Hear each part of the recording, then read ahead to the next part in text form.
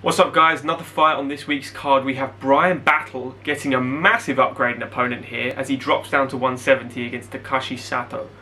But before we get into it guys, this video is sponsored by Full Reptile Collective, brought to you by Dan Hardy. Head over to their website at fullreptile.co.uk where you can find anything from training gear, t-shirts, hoodies, all the way to coffee. For an exclusive 10% off, use Dan Said So at checkout. Make sure to also check out their YouTube channel for some of the best MMA content out there, bar my own.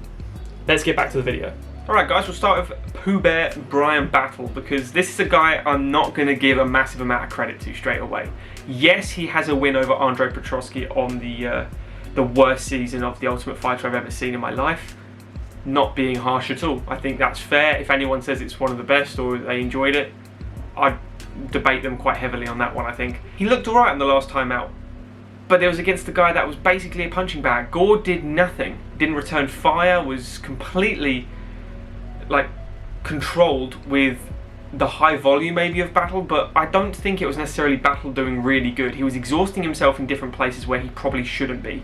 He was overexerting in energy where I don't think he needed to be moving at all. Gore was a stationary opponent. He was really trying to find that one punch to final the fight. You know, he wasn't trying to set anything up. It just looked like someone that wasn't ready for the UFC against someone that maybe should be in the UFC, but again is going to really struggle. Yes, it was at middleweight. Yes, he might have been undersized for middleweight. I don't think he necessarily was. I think coming down to welterweight, as long as he makes the cut, okay, fine. You know, there's a lot of bigger dudes than he is at welterweight, so I'm not upset with the weight cut. I think, you know, join this weight class, fine, no problem. But you're fighting someone now with Takashi Sato who's got an unbelievable amount of experience. He's a true veteran of MMA. He has fought some very, very elite guys, Bilal Muhammad included, Gunnar Nelson last time out. Yes, he lost to those sort of guys, but those guys are miles and miles above the skill level of someone like Bryan Battle. So I think this does more damage, I think, for Takashi Sato if he loses this fight. If Takashi loses this fight to Bryan Battle, it's more credit to Bryan. I think he's much better than I thought, but Sato shouldn't be in the UFC in my opinion. So what does Bryan do really well though? We can actually praise him a little bit here. He has a high amount of volume. He does move really well. He seems to have a decent gas tank over 3 rounds. He absolutely exhausts himself unnecessarily, and I think if he just uses energy a bit more efficiently, he would be much fresher going into that 3rd round than he looked against Gore, because there was no reason for him to have that massive amount of output where he was just, you know, not panic striking, but he was just looking to tap and win the rounds instead of actually control the fight and actually finish the job. Uses a front kick really nice, does stab the gut, you know, continuous calf kicks, which is really good. A lot of people, you know, from this generation of MMA are stopping with thigh kicks entirely. They're just completely devoting their time to hitting that calf, which is no problem at all. Bryan does it pretty well, to be honest. His hands let him down, I think. When he moves backwards, his chin's exposed, and that's where Takashi actually kind of shines. We can get onto that in a minute though, but the forefront of Battle's game, I think, is that choking game. His neck attacks are superb. They are very good. To catch Andre Petroski in a front choke was really, really impressive. Because we saw what Andre Petroski did last time out, which is putting Nick Maximov to sleep, which didn't see that coming. So Takashi Sato, guys, comes out karate style, you know, in and out, hands low, very loose, in and out, jab, jab, jab, straight left. Typical southpaw, very like Darren Till-esque, you know, just completely, it's one-dimensional attacks from the striking, but it is effective, and that's very important here.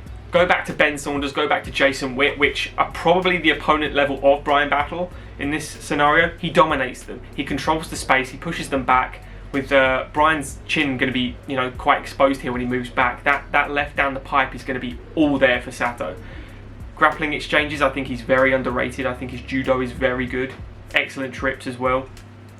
When he does dominate the ground game as well, moves into position, doesn't let you off the hook, razor sharp elbows, can sit in any position from guard to full mount to whatever, rains those elbows, rains the hammer fists, does not let you off the hook when he actually gets his way. Lately has been on a bit of a skid, so I think this is a must win for him. I think the UFC have been quite kind to him as well by giving him someone like Bryan, who's very green in the sport.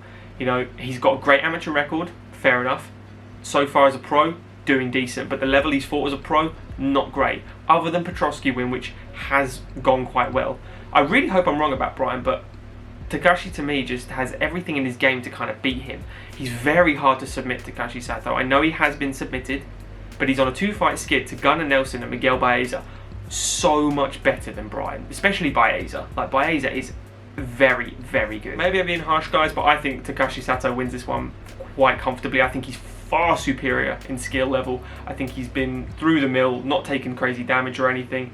Learned a lot. I don't think Bryan has what it takes to kind of maybe finish him or anything, but there could be a round or two he steals, and if he's smart about it, you know, he'll be smarter with his energy and not just go absolutely gung-ho over pity-patter shots that are doing very little damage. Because if you look at that Trayshawn Gore fight, Gore's fine. Like, there's nothing. He lost a 3-round fight, but there's, like, no damage to him at all. So I'm going to Takashi Sato, guys. I'd love to hear your thoughts on this one. I think it's just a step too far for Bryan, but hey, credit to him for going down to 170, because I think this might be the right weight class for him now anyway.